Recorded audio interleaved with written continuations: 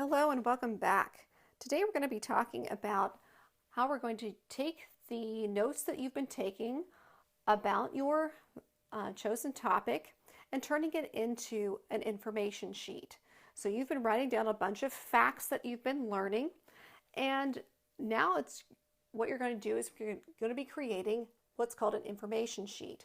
Now this one is, here's the title, all about penguins. So this person went ahead and separated her paper into different sections, each with a different topic. So she wrote all about penguins, how they live in the cold.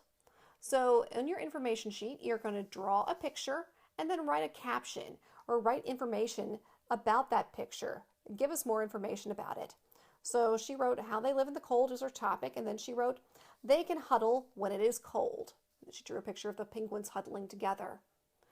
Okay, what they eat fish and squid. There's a picture of fish and squid, how they have fun. Sometimes penguins have to have fun, so they belly slide into the water. All right.